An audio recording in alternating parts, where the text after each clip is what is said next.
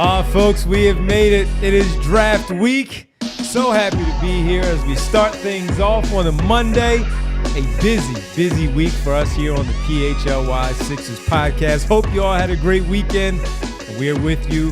Heavy rotation all week long during our normal 3 p.m. show hours, plus our special NBA draft show on Wednesday night. Yeah, baby. And on Thursday night for the second round. We've got you covered right here on the PHLY Sixers podcast. And it is all presented by our good friends from Rothman Orthopedics. I'll be talking about them certainly a little bit later.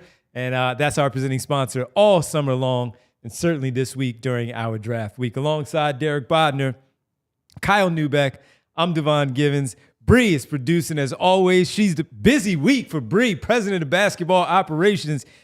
Got to get it right this week, hardest Bree. working producer in show business, right? Got to get it right this week. And we have plenty of things that we're doing with all of you this week, including, before we get to all the latest intel for the Sixers and the NBA draft that's being heard about or talked about or released out there in terms of some other publications, speaking about the NBA Finals and so on, mailbag questions on a Monday. We do have to tell you about our Die Hard sale that is going on right now, our draft week Die Hard sale. Yes, make your move. $36 intro offer from now through July 4th. $36 on the intro offer to join on in. And as a tease, I will have some intel and notes on the draft coming up later today. This afternoon after we're done here. For Kyle, something dropping from Derek tomorrow. A couple of words on Arius Bailey coming tomorrow. Arius Bailey is going to be in your feed as you open up your new allphly.com Die Hard account. So go sign up. $36. It's the draft day, draft week live right here. That's the intro offer at allphly.com. So please go sign up and get all the great words from these gentlemen. Charlie O'Connor on the Flyers as they prepare for the start of their 2-day draft beginning on Friday for the Flyers, Saturday continuing for the NHL draft as well. So having you covered right there once again at allphly.com. All right, let's get to, man, it's been a lot of stuff just happening over the weekend. We'll talk about the trade that happened over the weekend as well. We'll get to that, the NBA Finals. Ton of stuff to talk about, and a ton of stuff to talk about intel-wise when it comes to the NBA draft in the Philadelphia 76ers. This morning, ESPN dropping yet another version of their mock draft with some more movement in their mock draft, and part of it is because Arius Bailey, with things from last week, maybe some other players potentially dropping. San Antonio feeling a certain way about pick number 2 and Dylan Harper. But for the Sixers, Jonathan Gavonian and Jeremy Wu still had VJ Edgecombe to the Philadelphia 76ers at pick number 3. But Kyle, it was more of what was said in there this time based on his visit with the Philadelphia 76ers and how that went. Well, so here's what I would say. I think it's a lot more meaningful that he is still at 3 than the fact that we got this. But obviously everyone is going to focus on the wording in here. So I will read exactly what Jonathan Gavoni wrote today about VJ at 3. Quote, Edgecombe appears in pole position to hear his name called at number 3 because of his unique talent, but also because Ace Bailey's clear determination to avoid teams in this range puts the 76ers in a difficult position. Goes on to say, and here's the part that has made waves, while sources say Edgecombe appeared nervous during his private workout in Philadelphia and did not shoot the ball particularly well in an unnatural one-on-one setting, he made a strong impression in interviews and meetings, something the front office values more highly. I'm not sure I agree with that end part, by the way. I think Daryl has on the record said, like, I don't give a flying F about a lot of the stuff at the end of the process and that the body of work is more important. Well, but I think it would be more like, does he care about the interview more or does he care about that individual workout at the end more? And that might be true, but I agree. None of this really matters. Yeah. So it definitely triggered some PTSD for people, given the Markelle Fultz workout. We have to go dig up the tweet. Listen, Derek has been reposting and texting and sharing in the Discord the same post every day, which is that workouts and visits with teams are 80% about the medical, and the rest of it you can weight yourself. I don't remember all his exact percentages. 18% interview, 1% something else, and then like 1% what happens on the court. I mean, here's what I would say. I don't think it doesn't matter that he was nervous for a workout, but I also don't, I'm not going to over index on it. And like I said, I think the critical thing here is that if based on this same intel, Gavoni was like, oh man, I really think that they've changed their position on this player, he wouldn't also still be mocking VJ Edgecombe to the Sixers at 3. Right. What I do think this does is create a lot of anxiety and a lot more drama heading into Wednesday because, again, as we have said day after day after day for months and months, even before it was clear that the Sixers would even have a pick, it's a jumbled up, bunched up group after the prizes of this draft of Cooper Flagg and Dylan Harper.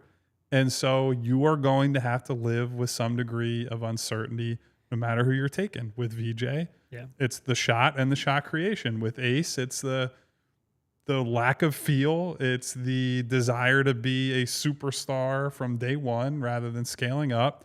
With Tre, it's defensive rebounding. With Khan, it's athleticism. Like, all these guys have pretty major question marks. And so you have to figure out, who am I betting on and why am I betting on that person? And it still seems the NBA community is in on VJ. So what do you guys make of all this 2 days out from the draft? Well, like I said in our Discord this morning, 99 times out of 100, I completely disregard what happens in a one-on-one or one-on-none workout. But like I think it was Rich, not our Rich, but one of our subscribers, Rich pointed out, well, what's the 1 out of 100, Derek? And of course, that was Markelle Fultz. When I said, ignore the bad workout, individual workouts this late in the process don't override a year of results. And for the most part, 99 times out of 100, I believe that to be true. The one, sort of like caveat is unless he fundamentally changed his shot in the lead up to that workout, which we've got no indication that VJ has. More or less, I don't care how a player plays in a workout. I think you should look at the body of work. I think you should look at the trajectory of the prospect. I think you should look at a million things that happened in actual games and not against chairs. Like Yi Jianlin, I don't care that he beat some chairs. I also don't care if he didn't face chairs, by the way. This was and here's the part that I think people skipped over. Deep cut, by the way. It was a deep cut. Jonathan Gavoni and Jeremy Wu called it, quote, unnatural one-on-one setting. Yeah. What is an unnatural one-on-one setting? I should text Gavoni. I texted some people and I was like, what does this mean? And nobody could give me a good answer. I have no idea. I would guess he probably just means like one-on-one's not basketball. But I don't know. I'll try to find out. Yeah. Anyway, my point is like whether or not they have a good workout against chairs or a bad workout against chairs, I really don't care.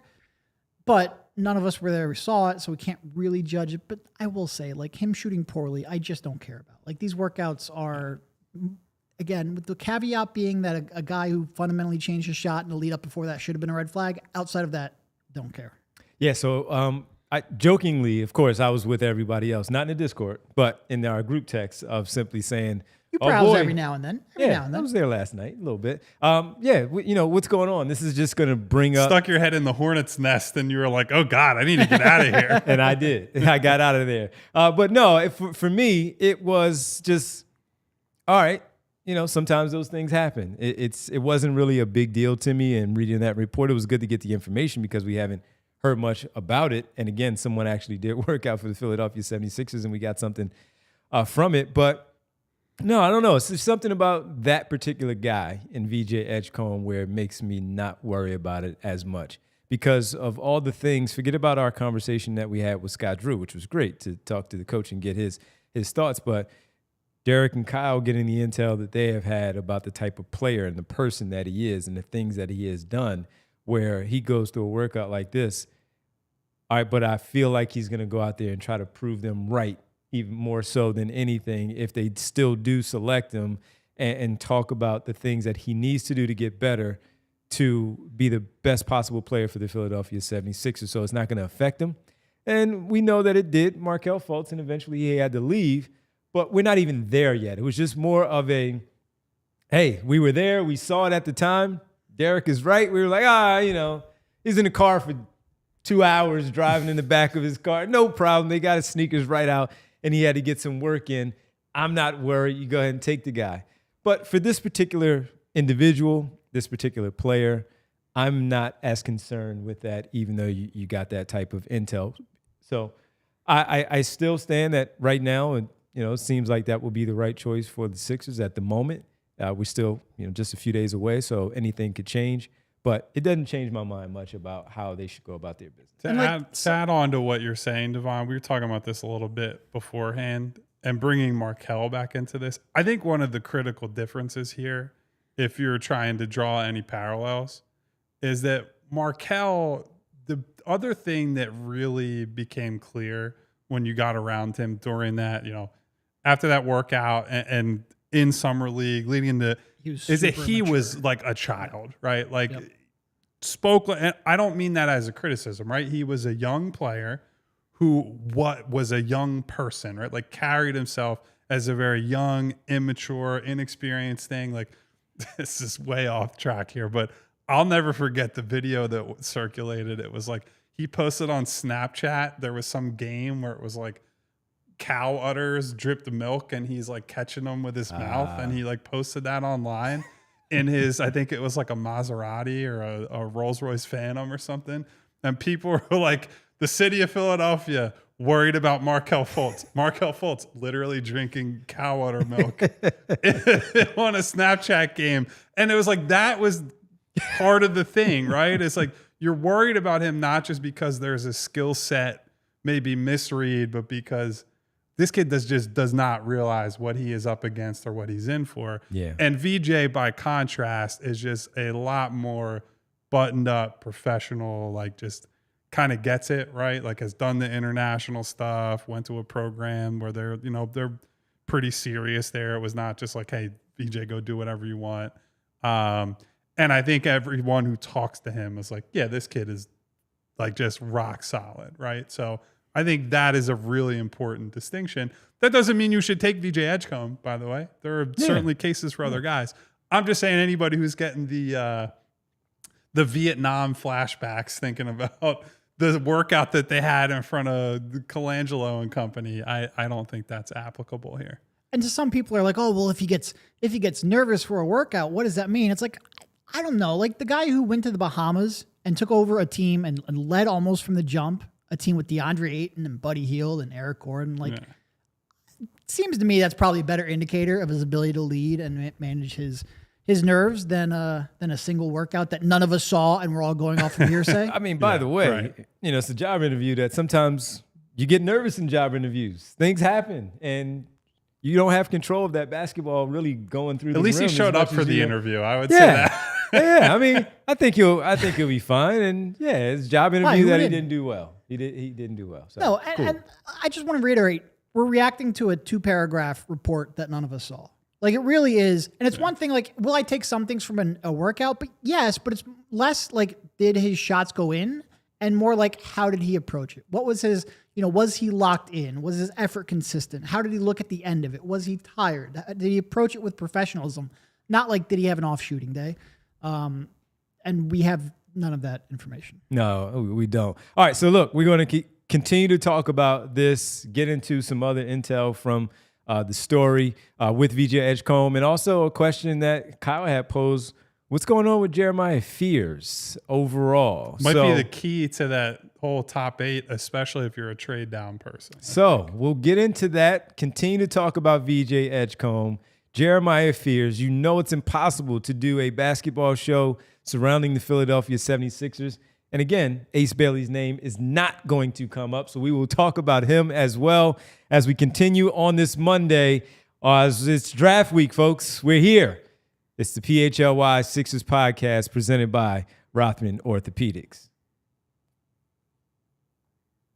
And the last time you could bet on some basketball, people, that was last night. The NBA season has come to an end. So if you, at the beginning of the year, you decided, you know what, my future's bet, I'm going to go with Oklahoma City to win the championship, or even a dark horse of Indiana representing the Eastern Conference in the NBA championship, you were right. And hopefully you cashed out on that one for the NBA Finals because it was a fantastic finals, and I hope you absolutely made out pretty well. And if you did so, that was at Bet365, who has over 90 million users worldwide with live streams of 780,000 events each year. The early payout offers across the NBA and the NHL, where both seasons just came to a conclusion.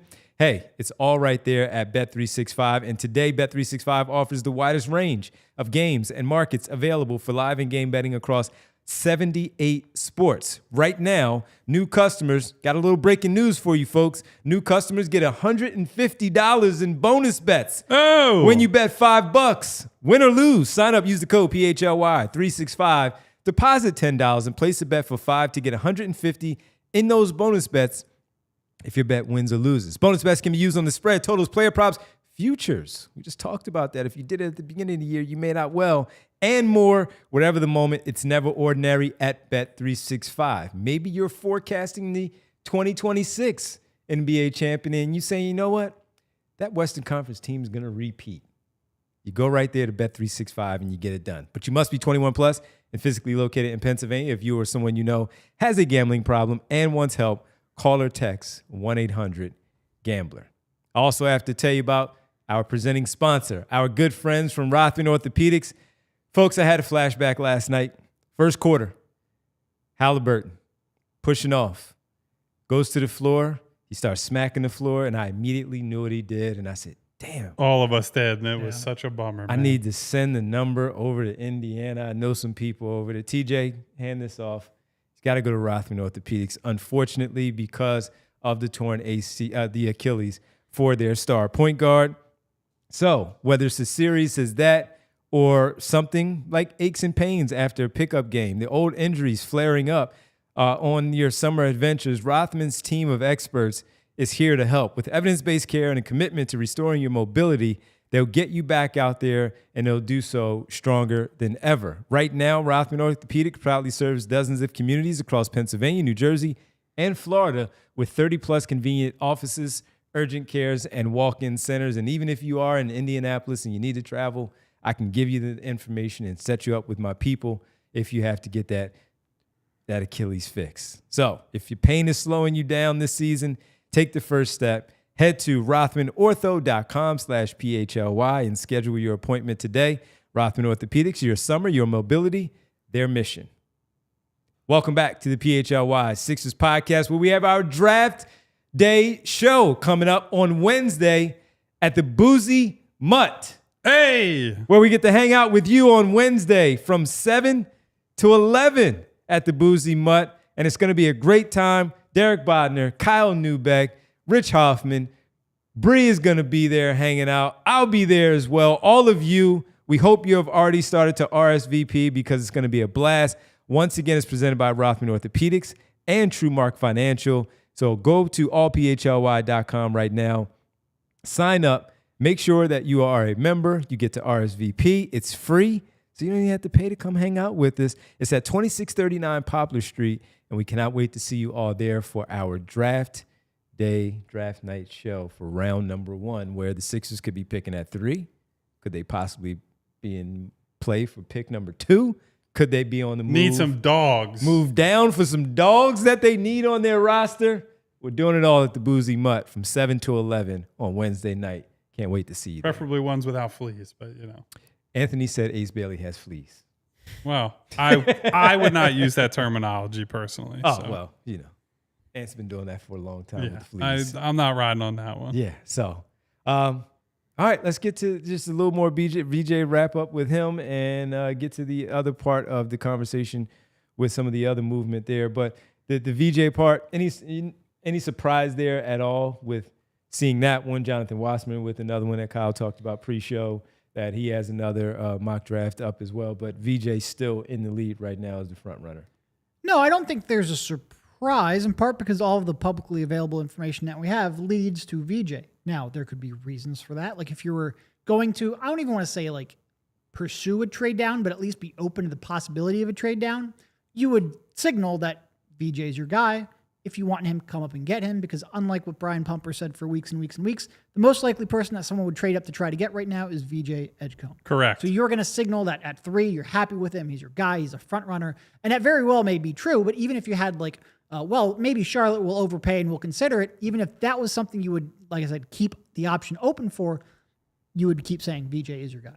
I want to add on to what Derek said there because I think it's correct. So the way I would frame it with VJ and Ace, since everything has to be about Ace, there are more teams that would trade up for VJ.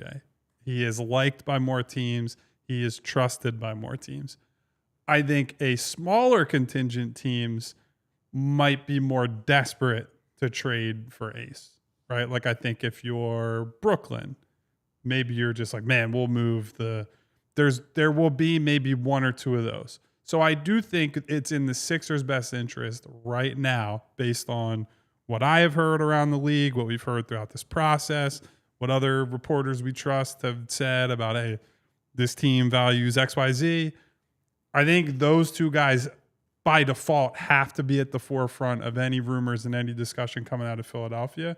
But I do think, to the dismay of our good friend Brian Pumper in the chat, yes, there is a lot of potential trade interest in VJ Edgecombe, and that as much as anything, I think, is driving a lot of this pre-draft sentiment. It's not because I don't think the Sixers would be happy with him at 3. I still think if they don't make a trade, if they just say we are standing pat at 3, I still think that VJ is the most likely guy.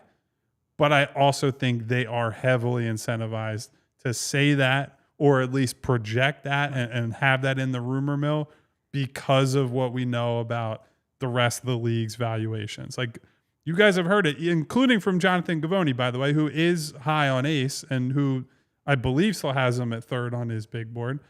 He has said the fear is in both directions with Ace, right? And there are a lot of teams that would just say, I want him to be someone else's problem. There is another contingent that says, I want him to be my problem, and I'm scared to miss on him. So a lot of competing intel, a lot of competing sentiment out there right now. So just wait. We got 2 days left. We will know soon enough what's going to happen.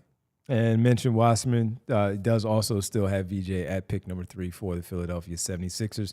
Is there a mock draft that doesn't have VJ at 3 right now? Well, so I believe that's been updated in the last. Sam's latest one will come either tomorrow or Wednesday, right. And I think that is certainly can't come Thursday. Yeah, well, obviously, but I think he mentioned that it would come like tomorrow, so I think that'll be the one that if we see any change, it would be in that. And I think Gavoni normally does like a morning of or afternoon of. No, update. they will all have new mock drafts for sure. I don't remember seeing one within the last week that had anyone other than VJ. He's clearly the betting favorite. But didn't the Ringer have Tre Johnson? And that was a couple weeks ago. Yeah, but I don't think that's been updated. I think they had Tre Johnson. That's why I said I haven't seen one come out in the last week or so. I will throw a piece of intel out there related to Tre Johnson while we're on the subject.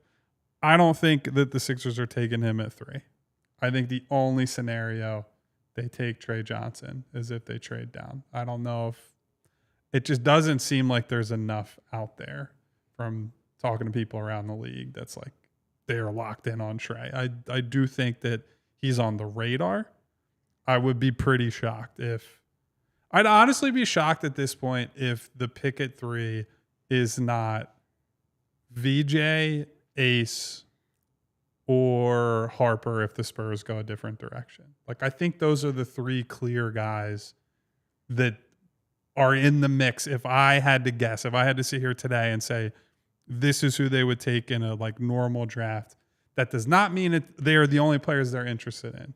I still think that Khan is a dark horse and all this. I still think that Tre is a trade down guy. But if you're asking me what's happening at 3 if they don't move, that's where my read is right now. Okay. Because you can still look at the Tre Johnson situation, though, as we talked about on Friday with the other guys, with the news that came out about Ace Bailey. We could still see a pathway where he can fit within the flow of the offense. The defense is a problem, but the offense for sure. is just so good, and the shooting within the flow of this offense with what they like to do. I could still talk myself into if they decided to go in that direction, that shooting would just be incredible with the Sixers. Oh yeah, regardless of what they do, I will have my own personal ranking, and we will see what's true and what is not, and what they value. And look, we've mentioned it before. Like I have, if it's VJ, like VJ might not be my third guy, but they're all really close. Even if it's Khan, Khan might not be my third guy. In fact, he's not. But I would understand the intrigue for sure. Yep. If there's an issue with Ace, it's not as much about Ace as it is all you bozos I got to deal with every day yelling at me. I'm just teasing a little bit. A little bit of both. And we see you, Pump. We see the super chats. We'll get to those shortly. There, Brian Pumper with the super chats, throwing those. We can talk about your guy now? Let's talk about my guy, man, Jeremiah Fears, because what are you hearing? Number one, what do they have there in this latest one? Gavoni has him going 5 to Utah, which I believe that is a new one. Okay. And 6 for Wasserman to Washington for Jeremiah Fears. Which that's where I had him mocked almost right from the beginning after the lottery. Okay, so what is the layout for that one? Because we've also heard Tre Johnson at 5 to Utah. We've seen Knipple there. We maybe even one of the big men potentially at 5. What is the latest on that? Because remember, last week we were also talking about, I asked you guys a question of one that you could potentially see dropping a little bit, and he was one that I thought the lack of height. I think Queen's the guy who's going to fall, right, at least compared to like end of the season where people were at. And I said I was afraid that my guy Jeremiah Fears might fall a little bit because of those concerns, but it doesn't seem like that's the case.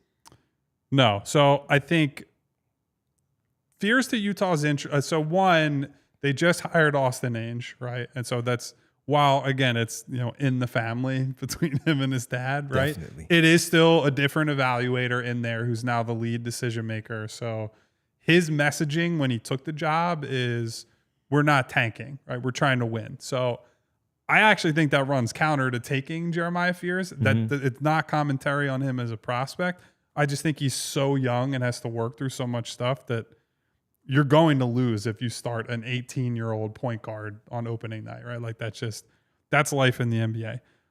I think a little bit of this, if I'm reading the tea leaves and based on conversations I've had, I would not be surprised if Utah is trying to plant this seed, because I know Washington really likes Fears. I've heard a lot about, they have had him in for workouts, including like, I heard a story from someone that was like, they were trying to keep his workout secret. Like it wasn't at the practice facility type of thing, right? So they're trying to do it under cloak and dagger to hide, like, hey, we are Fears people.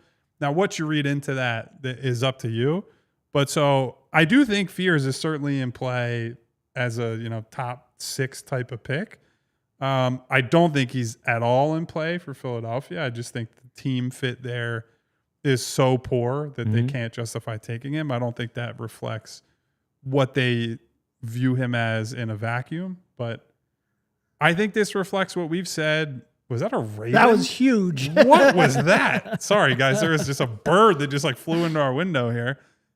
God, that really took me out. Yeah. So I think this reflects. I heard it first too. Then I looked over. I took up the entire window. The end is nigh. The end is nigh. Yeah. I think this reflects something we've talked about with him a lot, in that his range is pretty wide. Like I think he starts to be in play 5 onward, but I could see him going anywhere from that spot to Utah, or maybe a team trades up because they love him. So like back of the lottery, even the late teens, because smaller guards who don't have a track record of shooting success, even with some good indicators, even with some of the good stuff he has, those are real eye of the beholder players. So general manager is Will Dawkins, and in Washington, and Michael Winger is the president of basketball operations. And we'll see, man. I mean, look, we saw that the players that they selected last year, they now have 3 of the players that were in the first round after the trade with Milwaukee for the Kyle Kuzma. Chris Middleton, by the way, Chris Middleton picked up his player option, so he's at least rostered still there in Washington. And they picked up some pretty good guys, though, with Carrington and George, and later on getting Johnson. But this guy is really, really talented, where they still need a ball handler. He is a live dribble guy. To run that offense. Yep. The paint touches that we talk about, setting up Alex Sarr to make things a little bit easier, where he's not trying to work as hard to get his shots off in in a tough environment there. I could see it. We would see him 4 times a year if that was the case with the Wizards playing the 76ers. That would be an interesting pick. So I'm very curious to see, because as you said, that might change how other things go depending on if you're looking to trade back a little bit. Where's Washington's interest in Ace Bailey, potentially, where he might be one that they move up, and then Fears, where does he fall into it all? And we'll see, because that's an interesting spot for them. Derek, you're pretty high on, not for the Sixers, you're pretty high on Fears as well. Like Devon was, certainly you're the first on the corner on this show. That's all right. Well, I know Derek is fairly high on Fears, just not for the Sixers. So like, talk to me about why he maybe rose for you as a general prospect during this process. Yeah. No, I still have Fears in sort of like on my Sixers big board in like the 8 to 9 range, but on my like just team agnostic one, he could legitimately be at like a top 6 prospect for him. Yeah. And so much of it is that like just a guard who can put pressure on the rim and get to his spots. I just have a lot of interest in. And he was taller than, I think we were expecting. What was he, like 6'4", I think? I think he was 6'4" in shoes. Yes, Which I think he's like 6'2" and a half without shoes, if I remember. So I think there's at 6'2" least and a some half, hope that if he bulks up a little bit, he already draws a lot of contact. He needs some protein shakes, boy. He needs some protein shake. Steak and potatoes, man. Go for it. But he already draws Nerlens contact diet. at a borderline elite rate, and for one of the better ones in this draft. He puts pressure on the rims. He's got a live dribble. He gets to his spots. I think he can be a real good, pick and roll player. I think he's a pretty creative passer, especially compared to a lot of the other options in this range. And I believe in the shot. And I think that's going to be a swing skill. But there is, like, he was so young, like Devon's mentioned a lot of times, 17 when the season started, such a high usage rate. He was taking some really tough shots. And I just think shooting is one of those things, especially at that age. If the form looks good, I'm going to care about that and the volume almost as much as I do the percentages. And I think the form looks fine and something he can really grow down the line. And if he adds that shot with the ability to put pressure on the rim and the fearlessness attacking the rim, I just think there's a lot to work with. And we had a show, or maybe it was just a super chat, not a full show. I forget. We talk a lot, but we had a segment recently where we talked about like, what do you look for star indicators? And he's one of those guys where if he puts it together and he figures out that shot and he adds 20 pounds, I think there's a lot of upside there. Yeah, and I'll add something that I have preached throughout this process. I think people really underrate ball handling as an essential NBA skill. Which you would think in this lottery, when like only 2 of them can do it, correct. They would it's like Dylan Harper, Fears, yeah. and then honestly, I keep saying it, the third best ball handler in this lottery is Derek Queen, who's a 6'10" big who probably can't defend anybody. So once you get to the playoffs, right, and teams do a better job of scram switching, they do a better job of, problematic matchup hunting, they do a better job of, just everything, right? A lot of times it's, can you get to a spot and an advantageous spot for your offense, right? And I don't mean just like, can you get, and take this as you will for another prospect in this range. I don't mean, can you get to 20 feet away from the basket and take a contested fadeaway?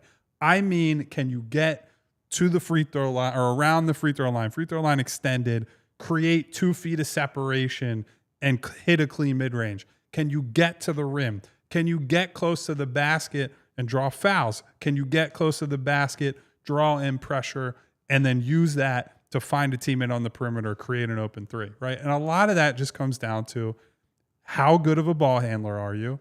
What is your court vision once you get to those spots? And like, how do you absorb contact? And I think despite those, he's very skinny and he's very small for what you hope he will be eventually. But Fears really leverages the weight that he has to get into guys, to get to the free throw line, to, just pick through these small gaps that you have to get through as a guard. So like, he's not a draftable guy to me for the Sixers unless you make some pretty dramatic trades. Yeah. But I really like him, and I think as a talent bet, I'm certainly in on him. Hypothetically, if McCain wasn't on this team and you had, let's say, Grimes is 6'5", another 6'4", 6'5" guard, would you maybe think about it for the Sixers? Not at 3, because I know you wouldn't. But had they just landed the 6, would you have considered it at 6, or would it be more of a trade 6 is down? where I would realistically start considering it, because it's just if it pops. But even if it pops, I think you're at a point where you have to decide between Maxey and Fears. I don't think they can both. Well, yeah, but to your point always is, is it a tradable asset too later on? For and sure, one of them for would be a sure. tradable asset. 6 is where I would start considering it, but it would be tough. Hypothetically. Like I would have to. It's not just upside to me. can't. It's also about probability You know of reaching that upside. I know, but again, My whole brand is stop drafting small guys, right? And I think I fall more. We had Sam Vecini on the show. I fall more in his camp. Like, I just am not a believer in small guards as a general rule. And I will probably miss out on some special players that way. Like, there are some guys who just overcome that, but you have to be just like inch perfect, right? If Fears doesn't shoot, he's a bench. Like, that's straight up. He cannot be a starting level guard. If Fears doesn't become, honestly, a dramatically better defender, and I don't mean like, I don't expect him to ever be a lockdown guy, but someone who is just better at all the team defense processes, all that stuff. I just like don't see how you build a closing lineup that works with him on the floor, right? Like those are concerns that are big enough for me. You add that on to Maxey is already on the team. Like, I just can't do it. I would understand if you're a blank slate team and you just say, I'll take a swing, because I think this class is just, it's a lot of good role players, but not necessarily star potential. In that scenario, I'll take a swing on him because of the talent we talked about, but not here, not with this team, not with Maxey. To your point, 6'4", I think he has like a 6'5.5" wingspan. Obviously, he's going to eat a lot of protein, like we've mentioned. But that if he is, and look, at 18, like legitimately 18 in like 6 months, at that age, being small isn't entirely surprising. But, if he is the smallest guy on the court, I think you can be fine defensively. It's pairing him with someone like Maxey, and certainly with someone like Maxey and McCain, it would be really tough. Yep. Like Kyle's mentioned, like if this was just 6 and we weren't talking about the Sixers, yeah, I think he absolutely should be in play. Yep. All right, folks, we're going to take a quick pause, our final one here. Then we'll get to some questions as well, talk about Ace Bailey a little bit with some intel in these mock drafts about Ace Bailey. What's the latest? We'll discuss it all right here on a Monday. It's draft week, folks, and we got some things happening for you right here at PHLY and, of course, at the PHLY Sixers podcast. And guys, I know you want to go and see us at the Boozy Mutt this week, but you know where you can go and have a real good time? Night after night, week after week, all summer. That's the Excite Center at Parks Casino. It's one of the many things you have to love about all of our casino of choice. Parks Casino is Pennsylvania's #1 casino, and it's so close to Philadelphia, located in Bensalem. Take the Street Road exit off of I-95 and the PA Turnpike. The Excite Center is the state-of-the-art entertainment venue located inside Parks Casino. It's named one of the best places to see the country's best comedians and music headliners. Visit parkscasino.com to buy tickets for all shows. You can pregame the shows at their amazing beer garden. You know I love a beer garden. These guys saw me at the country club recently throwing a couple back. We're being responsible. We had to drive later. Their amazing beer garden. You could play some slots, roulette, cards, table games. I'm a craps guy myself, so whatever you're into, Parks Casino has it. Parks Casino, this is how you win. Must be 21 and over. Gambling problem? Call 1-800-GAMBLER. We also want to make sure to remind you about the Hall of Fame app, because we've all been there where your parlay is one leg away, and the relief pitcher gives up a walk-off homer in the bottom of the ninth. If that sounds familiar, the HOF app is built to fix that. Started by 2 lifelong sports fans who also happen to be Ivy League grads, HOF makes parlay research smarter, faster, and data-driven. This is not your buddy's group chat full of hot takes. Kyle, Devon, and I have one of those. This one is full of an analytics engine. The HOF app gives you access to advanced stats, historical data, and powerful tools to help you bet smarter. The app is built for the everyday sports fan, so it's easy and intuitive to use. You'll get an idea of your parlay's chances to hit and identify weak legs so you can weed them out before you place them. Whether it's the MLB, NBA, NFL, or NHL, or college sports, the app gives you beautiful charts, clean visuals, and real insights, not hype. They believe anything the books know, you should know too, because parlays don't have to be dumb bets. With HOF, they aren't. With a 4.9 rating in the App Store and over 6,000 5-star reviews, it's safe to say HOF has already helped a lot of people bet smarter.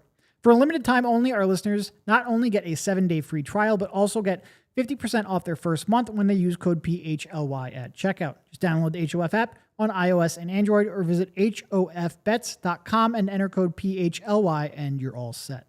Welcome back to the PHLY Sixers podcast here on the Monday. Busy week for us. Our draft show will be on Wednesday from the Boozy Mutt, 7 to 11.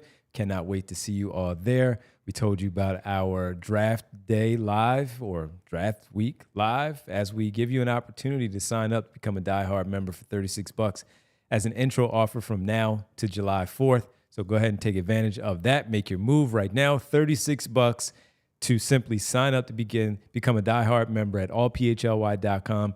Great stories from Kyle and Derek this week on the Sixers as early as potentially later on this evening. And the same for tomorrow morning, potentially from Derek Bodner, Charlie O'Connor on the Flyers. And let's not forget about the Eagles and the Phillies for what's going on. Phillies, big weekend, right? They're taking these last two series, big weekend series win over the Mets. Jim Salisbury, Bob Cooney with some info there. And then you also have the Birds with Bo, Zach, Fran, and Les Bowen on the Birds. Training camp soon. So make sure you take advantage of this great intro offer, $36 right now, allphly.com. All right, got to tell you about the big deal that's happening right now from Cherry Hill Kia. I know why people buy Kias elsewhere.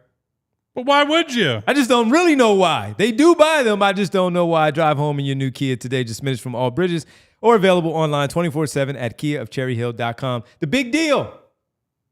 Ace Bailey is like really, really sabotaging and going on, just lighting things on fire right now, man. But it seems like, Kyle, this is what he wants to do, he and his people. So even with the negative feedback that is happening, it's still a big deal that he has worked out for absolutely no one. And he is really, really still the talk of the NBA draft right now. Hey, listen, when you have the highlight reel that he does and you have the name that he does and the prior recruiting profile, I get it, right? He is a player who was almost built in a lab to either piss people off or build an army of loyal fans. Look no further than a guy like Jalen Green, who yesterday was either like, man, I can't believe the Suns got Jalen Green. It's like, man, I can't believe the Suns only got Jalen Green. And that's the type of player and prospect that I think Ace Bailey is, right? You just fall on one side of the argument or the other. I'll repeat yet again, Devon, what I've said throughout what many people have said, including you two. I really wonder what it would be like if there was a just established agency running this kid's pre-draft process. It just feels like the game would be the same, right? The tape would be no different and we'd have the questions, but like some of these potholes that they're hitting are just like, how is it even possible that you're making such a meal out of this? Yeah, again, just I'm surprised that all this stuff played out the way that it did, because this is, again, a job interview. You have everything that you're playing off of. As bad as the record season was, you've still been talked about in the conversation for the third overall selection. And right now, with all the intel of bailing out on the interview, bailing out on the workout, and the workout may not necessarily be all that big of a deal. And yes, he did maybe interview with the Sixers at the Combine, but as you're getting closer, teams want to talk to you maybe one last time to lock in and say, you know what? All right, I like what this kid is talking about. I'm not all that worried about it, just a 15-win season. And this guy has supreme talent, and he can come in here and he can change a lot of things. But Derek, unfortunately, it's still a big deal that we're talking about him, and we have no idea of what direction, what teams are going to take in terms of taking him, how far down, how early he might go. It's just a bizarre situation right now. Yeah, and he is one, like, you know, I don't care about workouts. I do care about interviews a little bit. And depending on the player, I might care about them a lot. And if there's one person in this lottery that should want to talk to teams, it's Ace Bailey. Yeah. Now, again, Ace Bailey met with the Sixers in Chicago at the Combine, so they have had a chance to talk to him. But if there's one person who should be like, look, there is this perception about me out there. Let me sit in front of your decision makers and your coaches so I have a chance to address this and, you know, explain my side and explain how I see the game and reassure you that I'm going to be about all the right stuff. It should be Ace. Instead, he's throwing out the first pitch at the Mets game tomorrow and bailing on every team that wants to work him out. So am I gonna would I not draft him third because of that? Sorry about that. Would I not draft him third because of that? No, I don't really I'm gonna be consistent about this. I don't care about workouts. And since they did have a chance to talk to him, they should have enough information that they have. But to Kyle's point, I don't think this is the smart way they should go about it, unless, and it's becoming increasingly looking like this is their goal. Their goal is to drop to 6 to 8 because they want a chance to have all the shots. Now that to me is a red flag because like I've mentioned time and time again, I don't think Ace's best role is as an isolation shot creator, but it seems like that's what he wants. Here's what I would say. We get a lot of questions in here. And as you bring this up, Dylan Harper, I believe, threw out first pitch at the Yankees game. I want to say either last night or it's going to be tonight, right? One of these 2 days. Yeah. And a lot of questions that we get when we talk about the Rutgers kids are versions of the same thing. Why are you so negative on Ace versus why are you so positive on Harper? One, I think Harper is just a better player. But two, when teams have gotten up close with these guys, right? Like you go through the combine interviews and all that. Dylan Harper, as the son of a former pro and a kid, if you just watch him in a normal interview, is a very buttoned up professional. You can tell that the NBA lineage is there. Ace Bailey walked into these interviews at the combine and just was not prepared for if you watch Rutgers this season as a fan and you had 5 questions to ask one of those guys. First one, or one of the first 2, is what the hell happened? Why were you guys so bad, right? That's the most obvious thing in the world to anybody who's on that team, watching that team, covering that team. And those types of answers are ones that, from the understanding of people who, other teams around the league, other agents, whatever, that Ace was not prepared for those types of questions. So it does not mean that he is a bad kid. That does not mean that he's not going to have a good career. It does mean that him and the people around him are just going into this with no real plan, or at least that's how it's come off. And that's a critical piece of the gap between those two players, even though they were the 2 most important players on this awful team, because they just give off a much different impression when you pull them aside and you say, hey, what happened here? Or hey, what are you going to do at the next level? How are you going to play with this guy? There are a lot of questions that are just pretty stock standard answers that every team is going to give players coming from certain programs and to specific players individually. And that was when they came out of the combine. That's exactly what you heard is, I don't know what Ace and his people are thinking. And it might be a reflection more of his agent and the people around him. But unfortunately, the agent's not the guy playing for your team, right? So you have to make an educated guess. And a lot of people are just I don't want to be in that business. Yeah. That's really tough. Yep. It really is, man. So that's our big deal.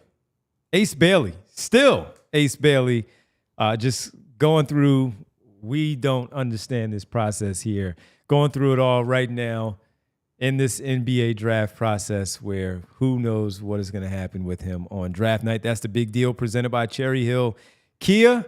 I know people drive Kias, just don't know why. Drive home in your new Kia today, just minutes from all bridges, or available online 24/7 at kiafcherryhill.com. Yeah, I just don't get it. Over under on agency change for Ace Bailey in years. What's the over under? I'm honestly not sure he will. I think the whole book on him, and we heard it from, is he's loyal. Yeah, and to some degree that's to his credit, right? He committed to Rutgers because they came after him early, and he said, I believe in you, and because you believe in me. I respect that about him. I understand that, right? I've had the same core group of friends since I was 8 years old, basically. So same. I totally understand that. So either you knew Devon and I before you were 8, or you don't consider us friends. I said core group of friends. It's not that I don't consider you friends. I'm talking about the homies from way back in the day. Anyway, I respect the loyalty angle, but then you apply it to his agent, Omar Cooper, right? Omar Cooper was, someone that was around him as a kid, and it's someone that he really trusts. So like, I don't know. I don't think I would take over unless it's like 1.5 and you're just saying you might have one more agent. I don't think it's going to happen for a while if it's going to happen. I don't know why you I was going to set it at 1.5 years anyway, just because of if things just go haywire and he finally starts to see the light. This is not a Sharif Cooper situation where Sharif is on his last thread trying to hang in as a second and a round very pick. different caliber of player. Exactly. This is totally different. Yeah. And if you are in, let's say he goes to Washington and he's around Chris Middleton, who was that veteran, and it's like, listen, no disrespect, all that, but this is how it works. And he finally sees the light. I don't know, but that was just because of where we are right now. I figured I'd ask that question, even with the loyalty. Here's where I'll push back on that. One, if he goes to Washington, it seems like that is their goal. So I don't think he's going to use that and say like, well, this went poorly, let me change agents. Because I think that's where he wants to go, either there or Brooklyn or something like that. I think he wants to fall in the draft right now, even though it's going to cost him like $10 million, but different ways to make up that money. You can pick that money. Yeah. So, but if that's the case, he gets his goal now, well, then there's really not a whole lot outside of endorsements and whatnot that an agent's going to do between now and 4 years from now. So I don't know if there's going to be anything to really cause him to change agents. I think what Kyle's point is fair. Like, I think he's loyal. And Omar Cooper, for those who don't know, like he is Sharif Cooper's father. Sharif, a second-round pick, now playing in France. One of the many reasons I don't trust small guards, by the way. But pretty much everyone that he represents, because Sharif went to McEachern, which is where Ace Bailey went. Everyone that he represents is basically from there. So I think it is like there is a loyalty aspect to that. And I just don't know if there's going to be anything that would test that loyalty early on in his career. Yep. But like, I think experienced representation. The thing matters. I really, upon further reflection, did not understand about the whole canceled workout thing is like, if you're trying to get inside the Ace camp thinking, right? Hey, I want to go to a Washington, New Orleans, Brooklyn, like whatever the situation is. If you want to go there, that's fine. Kill the workout in Philly and then just say, I don't want to play here, and make those teams trade up and get you, right? Create at least like some, because then you get the best of both worlds, right? You get the most money possible. Like, I don't know why it's like, hey, I'm willing to sacrifice like $10 million on a rookie contract. Like, that seems, I know these guys make crazy money, but that just doesn't seem, I don't know why you wouldn't just do it, go through the meeting, go through the workout, and build that buzz. And then if it's Washington, if it's New Orleans, if it's Brooklyn, then they're like, hey, we'll come up and get you, rather than then it just turns into you fall and you still end up in the same situation. You're just making less money. I don't understand the play from that perspective. Doesn't really make much sense to me. Yeah. I would guess it's probably just, it's more palatable for players to try to get where they want to go by refusing to work out than it is being like, I demand a trade or don't draft me. See how it plays out for him. I don't know. And his team. We'll know. Like I said, 2 days and all this will be cleared up. Yes, it will. Yes, it will be. All right, let's get to some of the super chats. Let's go back to Friday first and get the super chat in that we did have left over from our guy Al, I Friday, believe. from Al, the 2-minute warning. Just simply saying, What up, Al? what's the percentage they still draft Ace? Al, the 2-minute warning. Larger than zero. Larger than 100. 0. It is absolutely larger than zero. I like how you started to say 100 before realizing. Yeah, I didn't want to, No, I would like realistically probably in like the 10 to 20%. Like, I think that's probably maybe a little towards the 10% range, but certainly not anywhere near zero. Should we clarify? Is that 10% they draft to keep him? Yeah. Okay. Because what do you think the percentage is that if we include outcomes where they draft him explicitly to trade him, how much does that increase the? Wow, deep in thought over there. It was a lot higher when I thought Charlotte might be interested in him, but it really seems like they're locked in on VJ, and if not VJ, then Khan. So probably relatively low, because I feel like if Daryl has a guy, like we all talk about tiers.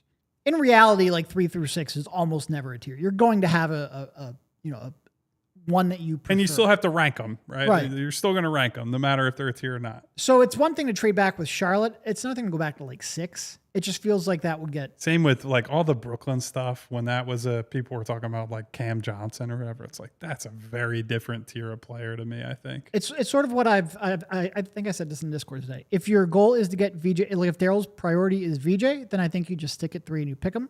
If Daryl's goal is Khan, then I think maybe you trade down with Charlotte. If Daryl's goal is Tre Johnson, then I think it opens up trading back to 5 or 6 or even more. All right, you got it. Thanks for the super chat, Al, on Friday. We wanted to make sure we began there with the super chats. Let's go to Great Bogus back in the super chats. Great to have you back in the chat overall, Great Bogus. Staying on the Ace conversation.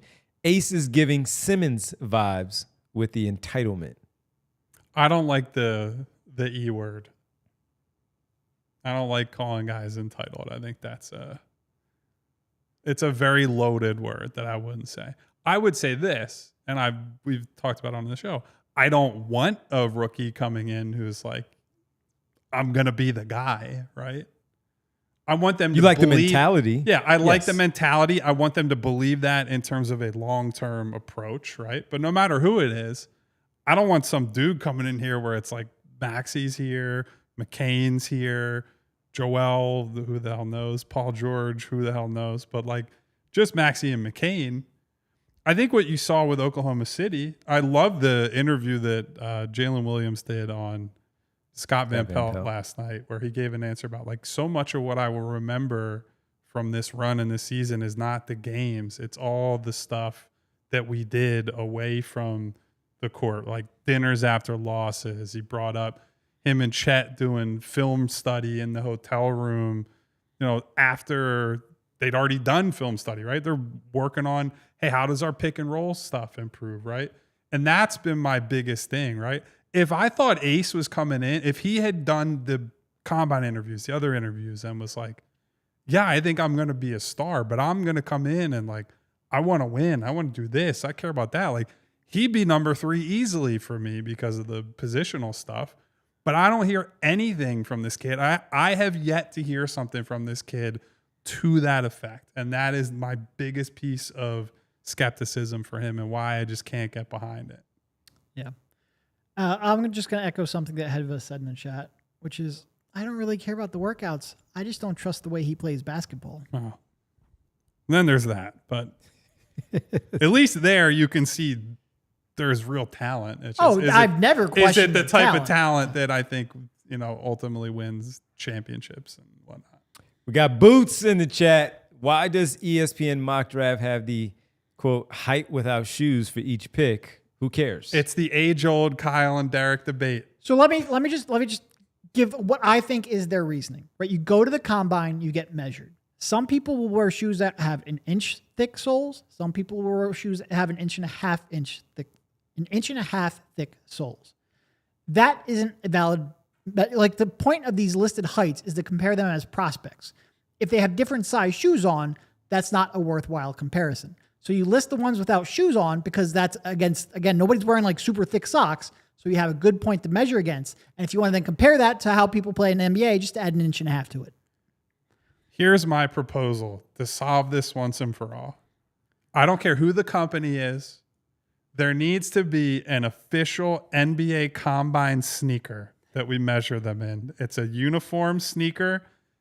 It's some amalgamation of like let's say Nike is, you get 1 inch of lift and New Balance is 0.75. Whatever the median height ad is from these shoes, a manufacturer makes Combine sneakers, and we end this charade once and for all. You hear that, Nike? No, it could be anybody. I don't care. Well, I'm only saying Nike because they are the official whatever. outfitter for the NBA. So just take their without shoes height, add 1.5 inches to it. Yeah. You have to just pick a number that you add. I think 1.5 inches is generally considered like a fair. All I want is people to be consistent. Like I said, the Thompson twins, literal twins, measured the exact same at the combine without shoes, and they're listed at different heights on the NBA websites. Just pick something and be consistent. That's all I care about. We're going to overtime, folks, as we talk about height with shoes, no shoes, twins, one taller than the other. We're doing it all over at allphly.com. Thanks on the Fast Channel side. We appreciate it. Head on over and finish up at allphly.com. Here's a follow-up question. Who would the official NBA Combine shoe be named after? Not Zion, because he blew through one in college. Spud Webb. There's got no, but like I'm trying to think of who was like the most egregious lie about their height. Well, I remember KG lying down because he didn't want to be listed as a 7-footer. That always kills me. I'll Big say men Kevin who don't Durant, want to be 7 because Kevin Durant always says, KD. I am not 7 But he's foot. already got a shoe, so it's got to be someone that doesn't have a shoe. Because KG had a shoe. Story for another day. We can talk about this another time. All right. Well, according to Line Wen, he thinks Jared McCain's 6'5" in shoes, so he by default becomes the biggest liar. Slamming the doubt button on that one. As people who have stood next to Jared McCain, he ain't 6'5". He ain't 6'5". No, he is not. He's closer to me than he is to these guys who are way taller. Let's get to Jay of the Jungle. What about Ace's play against ranked teams? 12 on 38% versus Purdue, 13 against Michigan, 4 points versus the Terps, 18 on 24% versus Maryland Michigan State. Game was a disaster. 17 on 33% again versus Purdue. All losses, by the way. No great numbers versus good teams before, what was that, November 30th. Red flag? I don't love it. Don't love it. He struggled down the stretch. Like, he really, really struggled in the final 10 or so games of his season. And then there was a period of time before that where Dylan Harper was out and he was maybe trying to do a little too much. Mm-hmm.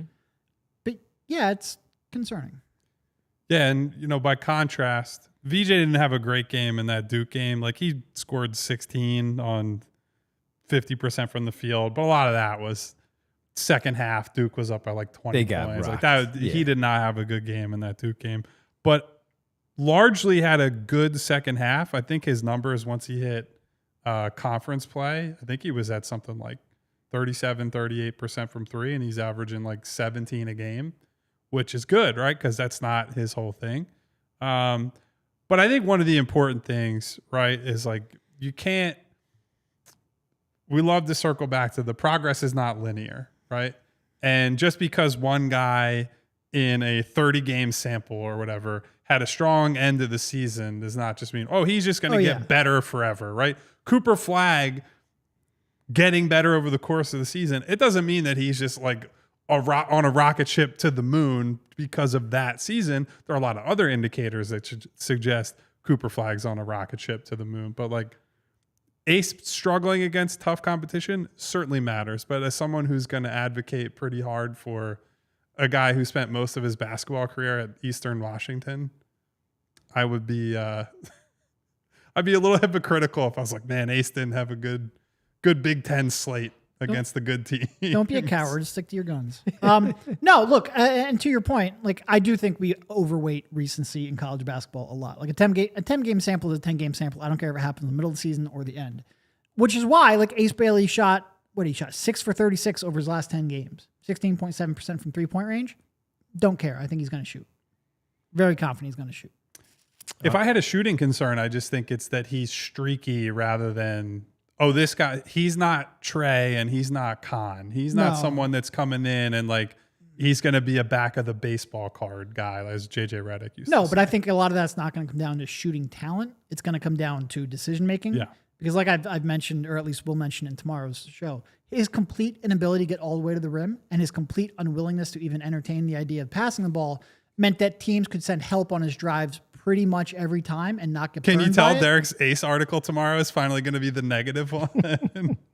But I think because of that, he did not have an open pull-up jumper pretty much all season. And and it comes down partially to Rutgers' problems, but a lot to his own deficiency. Bree, get Steve Peichel back on the line. We need to clear this up with Derek and Steve Peichel about Ace Bailey. Great Bogus says, my bad, won't use the E word anymore. You're good. I'm just saying I am not personally going to use the word entitled because I think that's on the media side, I think it's a very loaded word that people use as a fill-in for what they actually mean, and it's a lot of times it's not good. So you're all good, Bogus. By the way, how about the Anthony Bennett shoe for the combine. Was he a big discrepancy in? So he was listed? 6'7", 6'7" in shoes. He's got the 7'1" So wingspan. they're the Bennett ones. We'll call them. Yeah, we call them the Bennett one. Anthony Bennett does make an appearance in my article tomorrow. Oh no. Perfect. Perfect. Here, actually, circling back to a stats thing, does Henry Ellenson make an appearance? In here? Oh, see, That's a good you one. guys don't even know how deep Derek and I are in this draft club. Good one. That's a good one. All right, let's get to the pump it up. Pump it up. Pump it up. We have heavy ace on the back end of the Oh, show. boy. So let's get to the pump it up of the segment of the super chats.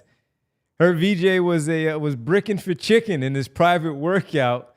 Let's draft him though. Not like the Sixers seen this before. You know, sip some tea there. Brian, I heard Ace Bailey was invisible at He his didn't make workout. a single shot in his He didn't make a workout. single shot. What was his go-to move, would you say? Rejecting. And look, Brian, I know you've probably only known about me for the last month as you argue about Ace Bailey. I have a 16-year career covering the draft. I've never cared about workouts. To be clear. Brian says, dude's going to say we shouldn't take the poor workout because VJ was, per se, nervous on a one-on-one in an empty gym. Imagine a full arena. That he performed well in literally all season. Let's keep it going. Pump, latest. 3 seconds on the clock. Passing lanes are clogged. Lou Dort pressed up. So when going gets tough, how does VJ get the shot off? What is his counter? He passes the ball to one of the other good offensive players, which Ace Bailey will not do. So actually, this brings me back to one thing I do want to say before the draft actually happens. I think one of my biggest pieces of confusion coming into this draft is that a lot of people who are super pro Maxi also are super pro Ace, and that feels completely incoherent to me. Not because it's not a positional fit, but because if you believe in Tyrese Maxey, you don't need the guy who's like the just give him the ball and get out of the way guy. You need people who are going to like flow off of him, right? Who are going to, hide some of his weaknesses, who you can give the ball to and tap into some of Tyrese's strengths. Like, and I don't think that there's a whole heck of a lot of that with Ace Bailey, right? You're not getting a lot of interchange with him. Maybe he's like on the weak side, like a significant weapon for him, and there's that. But like, I don't see like a direct synergistic fit with him. So like, if you're a super pro Maxi guy, that's what I had not understood about all the Ace love, right? No, like if he's your there's pillar, not enough passing on this roster. Right. Maxi's not a point guard. Somebody's Might be gotta get pass the the worst ball. passing wing prospect of the last 15 years. yeah, and again, that's not even to say that VJ, there are certainly defensive things, but VJ is also not the perfect player. No. If the perfect player of the top guys is probably Dylan Harper, right? Yes. Dylan Harper is the guy I would advocate because they can't get Cooper Flag. So put that out of your mind. Dylan Harper is the guy that if you're throwing down the gauntlet saying, this is the dude that will, if it's Maxi and another guy and another couple guys into the future, these guys can win together. Harper is the guy that you have to get. The rest of these guys are just different flavors of flawed to me. I do think it's wild, and I think it's mostly from the Ace people who want to, put down the person they think is likely going to be the pick. But like, we spend like half of our show defending VJ. VJ hasn't been 3 on my board for like 4 weeks now. Like, what are we doing here? Yeah, I don't get it. But all will be revealed tomorrow, everyone, because tomorrow is the official reveal of our big boards, our final boards going into the draft. So we're going to see exactly how far. And to be clear, these are focused for the Sixers. So my Sixers fears, specific Centric. big boards. Yep. All right. They're queen number 1. No, I'm just kidding. that would absolutely. I've been thinking about, I still haven't completely, I have the general outline of it, but I've been thinking of who I could throw in a crazy spot that would cause the most shock and awe tomorrow. When we did our first mock draft, I remember I had Queen at like 14, 15 to the Thunder, whatever it was. And we were all like, that's not right. Now it seems like it that's seems increasingly true that he might make it. So Yeah. I think his range, if he doesn't get drafted by Washington, he could fall like way down. Yeah, interesting. No, he could be end of lottery guy. Yeah. All right, make your move, everybody. $36 intro offer. Become a diehard member with our Intel Draft Day coming Live. tonight from me. Let's get in there. Ace from Derek tomorrow. Go sign up, allphly.com, and then you can go RSVP for our draft night party, which will be at 7 o'clock, starting at 7 o'clock on Wednesday night at the Boozy Mutt. 7 to 11 overall. It's going to be a busy night for the Philadelphia 76ers with an early pick, no matter what, on Wednesday night. All right, folks. You heard Kyle. You know what we have tomorrow. You know what's on the way. It's going to be the big board. So get ready for that tomorrow. And as always, the latest intel, because things happen every single day. And we want all of your big boards too. If you're in the Discord, I've got a spreadsheet. I will drop a link to that spreadsheet. Again, I will pin it. Head to the Discord. We want all of your big boards too. So in 3 years, when you're like, I told you this was stupid, we can say, All right, we can't step away. Oklahoma City, NBA champions. Congratulations to them. Devastating injury that we referenced earlier in our news and notes here. The way they kept Tyrese. showing it, and you could see it pop. I didn't need to see that 18 times. Why do you continue to show that? Everybody saw it already. Why are you showing? And like it you more? could just see the tendon just. Yeah, that was just tough, man. Tough to see that, and also you still got to give credit to OKC because the conversation is all Tyrese Halliburton. It's unfair, but they still won. They had a game to play. I even saw, what was that? It was Victor Oladipo. Did you see him on Twitter talking about we're going to fix this? And why they still had to play? They had to play the game, man. You can't just stop the game just because somebody injured them. You can't. Listen, I get it, right? Like, and here's the thing. Come on. I think the rash of serious injuries in the playoffs is a real reason to discuss, like, what does the schedule look like? How do you prevent this? What needs to change? The thing is, the players are not ever going to, or I don't think the players are ever going to accept fewer games because it means less money. Mm-hmm. I don't think the players are ever going to accept extending the schedule into like mid-September to avoid the clutter and all the back-to-backs and the 3 and 4 nights because they want their vacation time, right? Like, and those are fair things to believe, right? Everybody signs up for their job for certain perks and benefits. But if you want all those things and you vote for all those things, this is the downside. I've been an advocate for a long time. Cut down the season, make it take place in a longer period than it does. You don't need to start the season at the very end of October. You could start in early October. Hockey starts a little bit earlier than the NBA does. Cut some games down, make the regular season more meaningful. Here's another one. Fewer playoff teams. Make the regular season actually matter in those more games. You will get a better product. But mostly, I just want these guys to stop getting hurt. It really, really sucks that Halliburton was caught between, do I try to gut it out in game 7 or put myself at risk? And now the rest of his career is impacted. I do wonder, and this is a completely different show, but I do wonder, like, I'd love to see a good study on, like, if you cut it down to like 65 games, how much revenue you would actually lose if games became more appointment viewing, if the end of the season wasn't such a waste of time, if more of the games were on national TV instead of on local TV where you get a higher rate. Are you losing as much as we assume they are? I'm sure they've looked at it, but I would be interested in actually seeing the studies on that. Yeah, sad to see that last night. Biggest game of his life. Great run that they had, and it had to come down to that last night where now he's going to miss all next season because of it. And it's tough. It's definitely tough to see that. OKC, congratulations, though, on winning the NBA championship. 2 of us got the champion correct before the season. Who were you rooting for last night? Especially as TJ was, now TJ had an up and down game because a lot of the turnover problems were also related to TJ. Hey, look at that. Brees got it on the screen. Look at that. Look at Preseason picks. This trader over here roots for the Knicks. Basically the only one we got right, but let's ignore that. I was still rooting. I wanted to see OKC just finish it through from the 68. I obviously have a vested interest on being right. I was kind of rooting for both the underdog and TJ. Yeah, I would have been happy for TJ. They took out the Knicks, Kale, so screw them. I get that. But no, it was fun because we talked about it before they even got to New York. Man, they were fun to watch this season. Once they figured it out in January, February, they really figured it out. Yeah. They were fun. They were really, really fun to watch.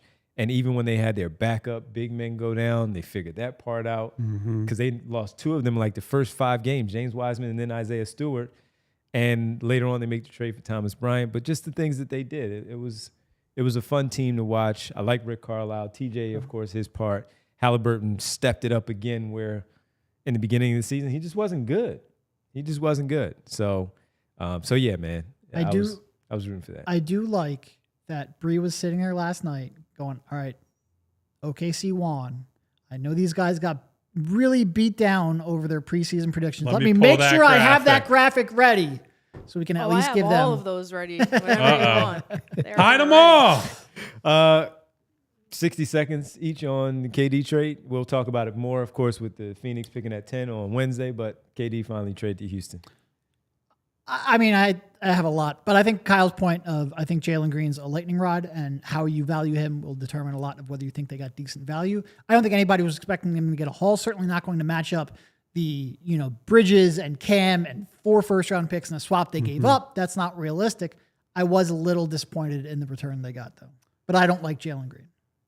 Great trade for Houston. Oh, yeah. They still have... That's for sure. All of them. They still have a bunch of stuff and players that if they want to make another big move, it's all on that. To me, that's the big thing, right? It's great getting Kevin Durant, and it's great to get him at that price because you are still in play for some big boys if they ask out, or even if you just go to a team and it's like the Desmond Bane thing, and you say we just love one guy and his fit. Let's unload the clip and go get that guy. They have a real chance to win it all next year, but we shall see how it plays out. Reed Shepherd's got to be happy too, by the way, after getting buried. He's got a real path to minutes now. Yep, absolutely. Also, Prophet One, you're right, man. Forgot about that part. Didn't forget while we were watching it, but Isaiah Joe now has a championship. NBA champion. Yes, he is. All right, folks, let's get ready to say goodbye. Of course, we'll be back tomorrow at 3 p.m., but it's time for the world famous. It's the roll call. Yes, sir. And it was lively once again today. Guys, we are so close to just knowing who will be on this team instead of reporting and guessing and asking and interviewing. And then we can all yell about that player together when they stink it up at Summer League. Thank you for being here today. Thank you to, the Pump Man. Be pumped. Pump in it the up building. segment of the day. Music Lover 31. Jay the Jungle. My girl Winona. What up, Jay? Lena Wynn. X-Man. X, throw him up. INS. Vincent. Old Dirty Yams. What up, Vinny? Hedfa. Eugene Hey, Hedfa. Ross. Eric Dogan. Brian Knight. B Night. 215. Jay Philly. Cyber Dalek Yeti? That's a lot of letters put together. I hope I got that right. Duck Holiday. What up, Prophet Duck? One. Who else? SB Cole. SB was happening. I don't have a lot of scrolling today because my computer crapped out in the middle of the Boots is there. stream today. Bootzilla was here. Super chat as well.